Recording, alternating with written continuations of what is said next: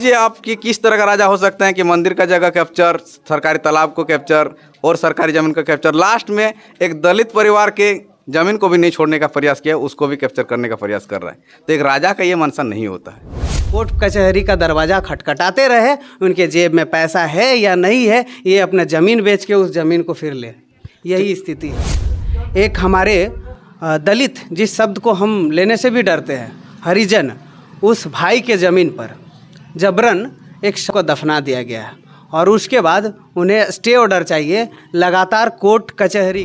Phone आता है निर्मल जी का, इनका कहना है कि मेरा जो ज़मीन है कब्रिस्तान के सामने, तो मुस्लिम समुदाय ने मेरे ज़मीन पर लाश दिया। मैं पहली बार देखे कि कोई इंटेंशन लेके आए कि केवल मार लाठी चारना है। यदि हमारा सांसद महोदय जी कोऑपरेट नहीं करते, हमारे स्थानीय विधायक अमर कुमार बावरी जी कोऑपरेट नहीं करते, तो शायद हमें नहीं लगता कि शायद हमारा हड्डी भी सुरक्षित रहता, इतना मार होता।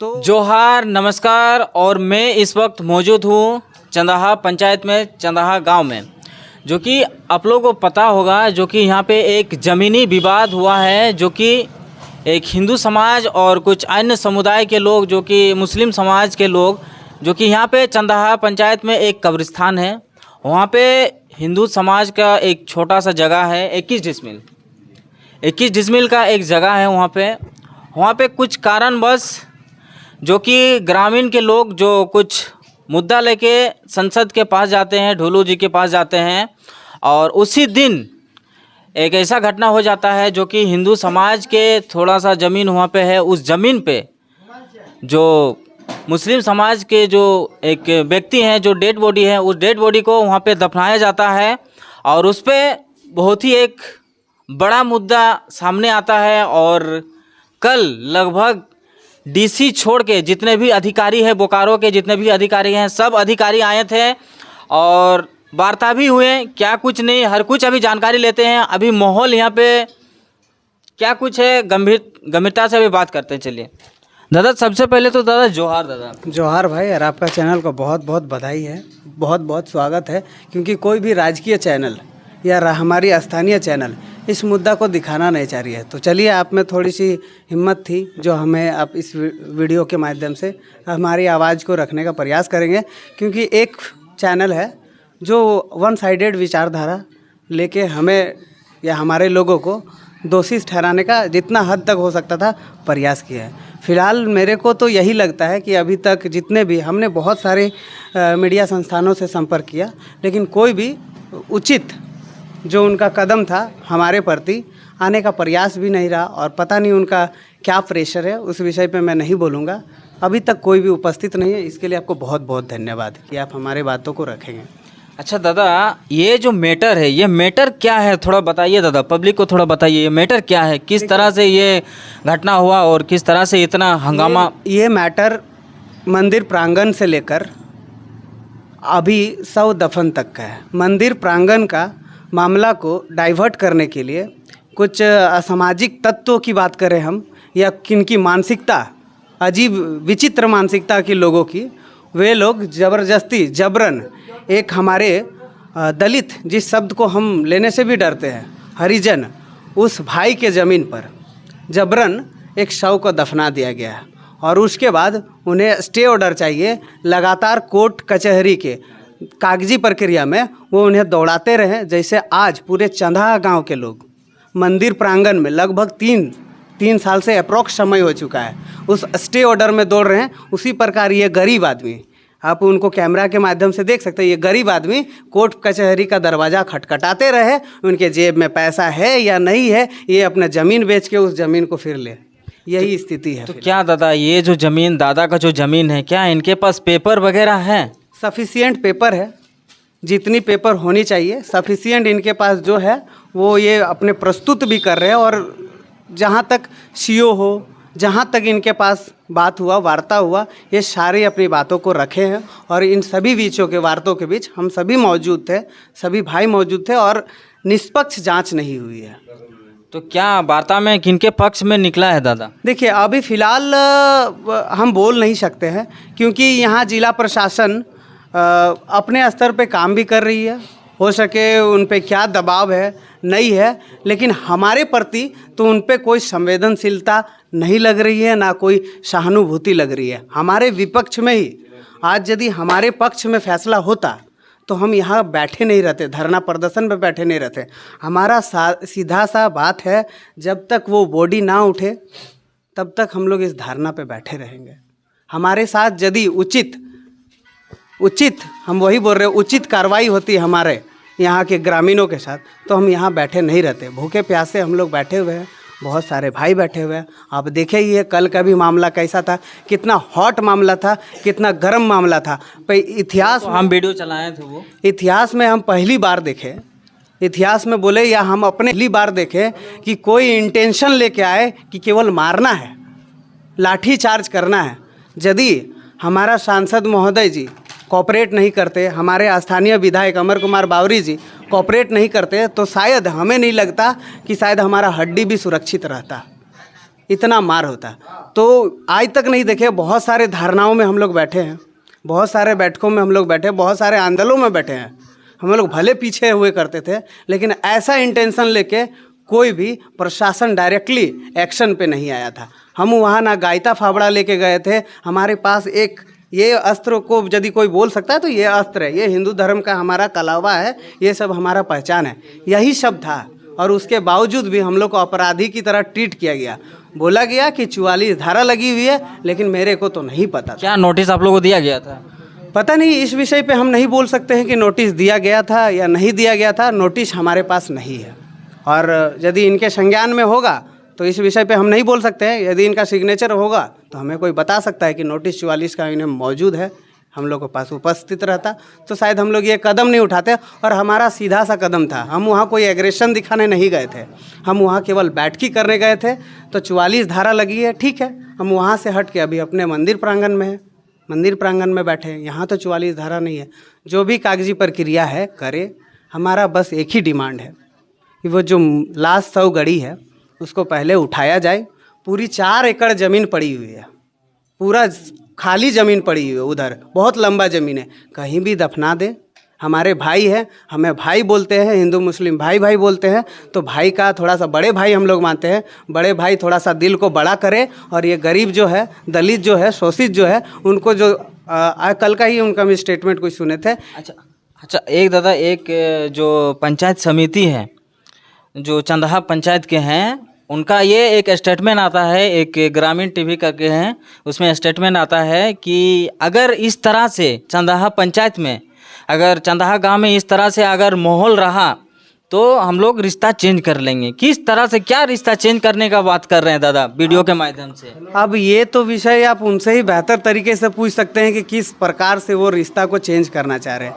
फिलहाल हम लोग बैठे हुए हैं, हम लोग अपेक्षा कर रहे हैं न्यायिक मामला का। हम लोग प्रशासन जो हमें आश्वासन दिए हुए हैं कि 9 तारीख तक आप रुकिए, हमारा बस वही था कि 9 तारीख तक हम बैठे हैं। जो न्याय प्रक्रिया आएगी, हम लोग दरवाज़ा खटखटा रहे हैं। हम लोग तो बहुत बार दरवाज़ा खटखटा चुके हैं, हर जगह गए हुए हैं। कोई ऐसा जगह नहीं है जो हम लोग लिखित रूप से या सक्षम रूप से नहीं गए होंगे। तो हमारा तरफ से स्टैंड क्लियर है, ना हम लोग विवाद चाहते हैं, ना कुछ चाहते हैं। बाकी जो सांप्रदायिक रंग देना चाहता है, जो मैनिपुलेट करना चाह रहा है, वो करे, उस विषय पे हम कुछ नहीं बोल सकते। हमारी सीधी बात है, ना हम किसी से लड़ना चाहते हैं और ना लड़ेंगे। और हिंदू कम कभी किसी से लड़ा नहीं है, बेवजह किसी से नहीं लड़ा है। अब जब तक उसको नहीं छेड़िएगा तब तक वो शांत घर में बैठा हुआ है। हिंदू कम किसी से नहीं लड़ता है, और हम आपको आश्वासन दे रहे हैं आपके चैनल के माध्यम से कि हम लोग किसी से लड़ने नहीं बैठे हैं। अच्छा, जो जिस दिन लाश को दफनाया गया था, क्या उस दिन गांव के लोग नहीं थे? कहाँ गए थे? जो लाश को दफनाया गया उसके बाद आप लोग एक्शन ले रहे हैं, उनके बाद बोल रहे हैं कि लाश को मतलब हटाना चाहिए, मतलब ज़मीन पे, हम लोग का ज़मीन पे गाड़ा गया है। क्या आप लोग नहीं थे? कोई नहीं थे गांव में? देखिए, उस दिन मैटर ये था कि फ़िलहाल जो हम लोग का शिव मंदिर, जहाँ कलाराय मंदिर है, वो लगभग, जैसे कि अभी विनोद जी ने बताया कि 3 साल से हम लोग लड़ रहे हैं, लगभग 7 साल से लड़ रहे हैं, लेकिन स्टे ऑर्डर अभी 1 साल से लगा हुआ है, लगभग 1 साल हो चुका है। तो उसी विषय को लेके हम लोग पहले तो ढुल्लू मातो को वहाँ गए।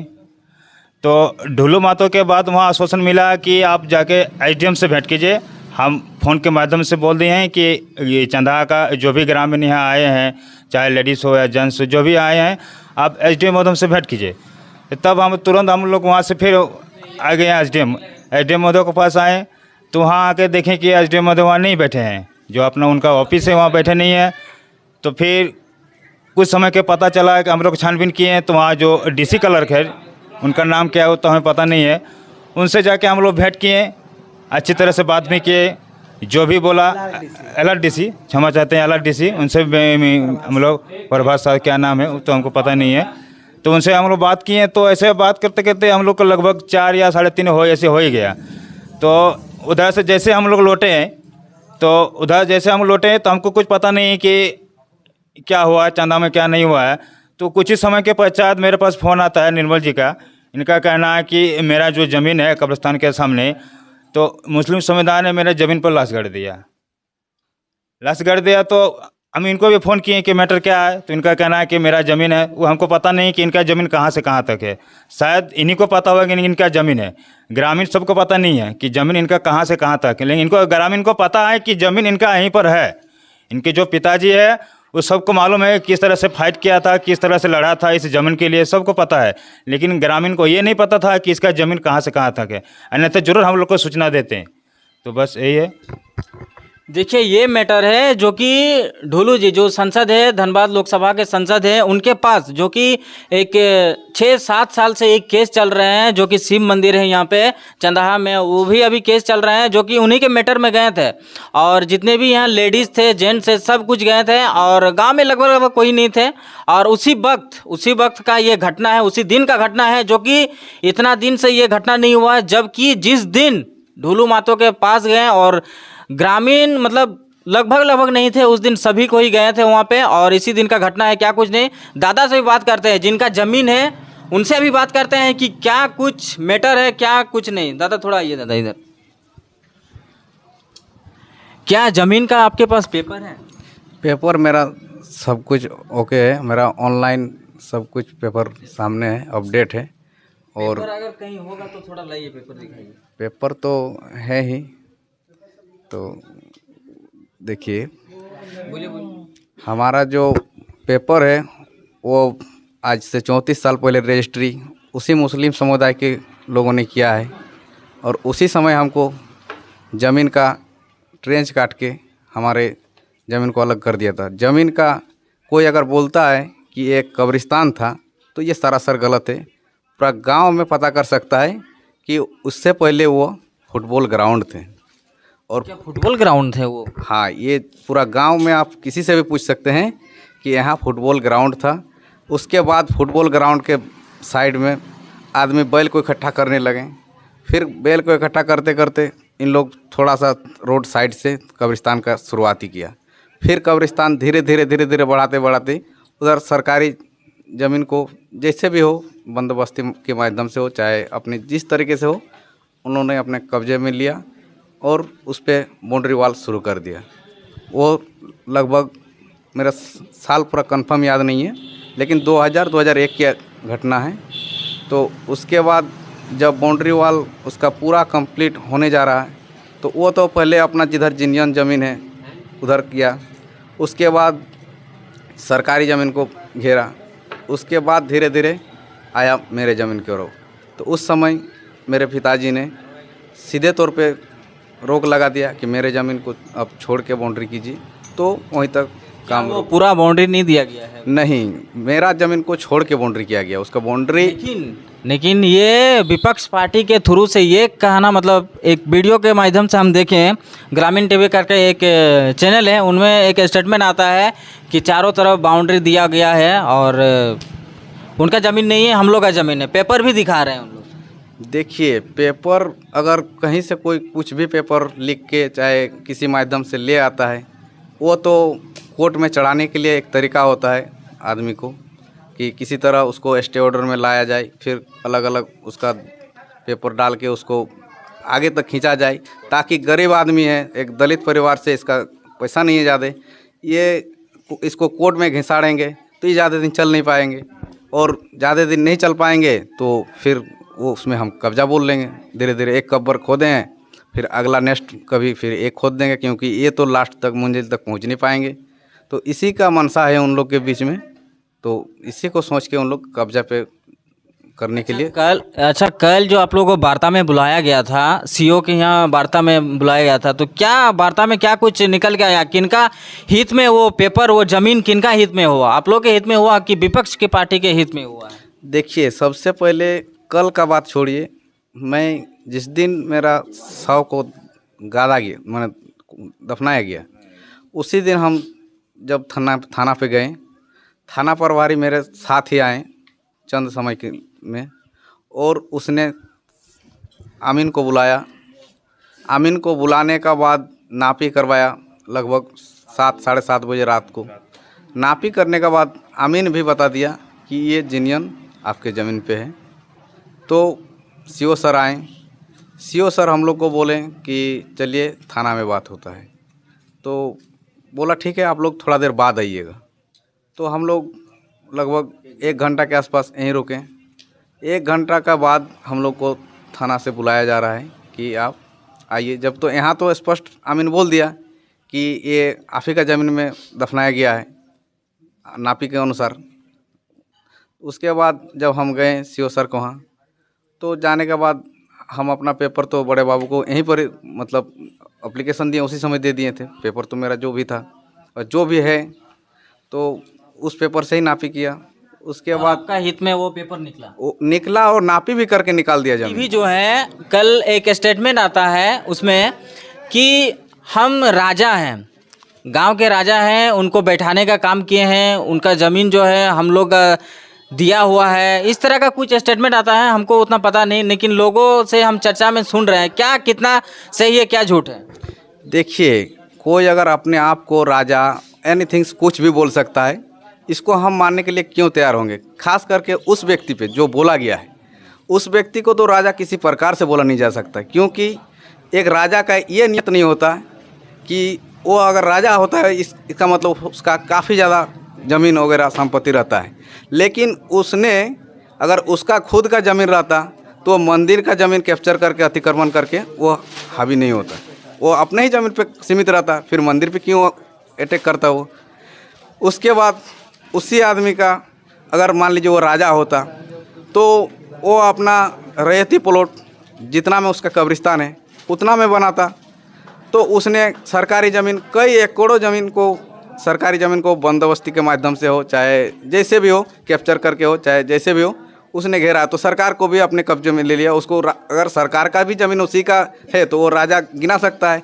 दूसरा सवाल कि फिर पुराना कब्रिस्तान में जो ये कर रहा है उसमें भी राजा का ही ये कर रहा है कि हम राजा हैं, तो फिर उस भी कैप्चर, अभी भी उसको कैप्चर करने का प्रयास कर रहा है। अच्छा दादा, मतलब राजा कर रहे हैं, लेकिन जो ज़मीन है, सरकारी ज़मीन है, उस ज़मीन को मतलब हड़प रहे हैं। वो हम नहीं कह रहे दादा, ये आप कह रहे हैं। हाँ, ज़मीन, सरकारी ज़मीन को कैप्चर में कर रहा है, लेकिन खुद को राजा बतला रहा है कि हमारा काफ़ी ज़्यादा ज़मीन है, राजा हैं हम, आदमियों को बसाए हैं। तो ये किस तरह का राजा है दादा? तो वही समझिए आप कि किस तरह का राजा हो सकते हैं कि मंदिर का जगह कैप्चर, सरकारी तालाब को कैप्चर और सरकारी ज़मीन का कैप्चर। लास्ट में एक दलित परिवार के ज़मीन को भी नहीं छोड़ने का प्रयास किया, उसको भी कैप्चर करने का प्रयास कर रहा है। तो एक राजा का ये मंशा नहीं होता है। कहें और जिनका ज़मीन है उनका भी स्टेटमेंट आप लोग सुन लें कि क्या मैटर है, जो कि दादा अभी गरीब परिवार से हैं, गरीब परिवार से बिलोंग करते हैं, और कहीं ना कहीं इस केस, मतलब ये केस जो है, केस को अभी कोर्ट ले जाने के लिए अभी जो अन्य समुदाय के लोग हैं जो चाहते हैं कि ये कोर्ट जाएं और ये केस लड़ ना पाए, पैसा के कारण लड़ ना पाए। दादा का भी स्टेटमेंट नहीं था, जो कि हम गरीब परिवार से हैं और इस केस को हम आगे तक लड़ नहीं पाएँ और इस केस को हम हार जाएं और जो ज़मीन है इनका, ये ज़मीन छीन जाए। तो चलिए, और भी कुछ यहाँ जो भी कुछ अपडेट आता है वो अपडेट में आप लोगों को वीडियो के माध्यम से देने वाला हूँ चैनल में। तो चलिए, जोहार, नमस्कार।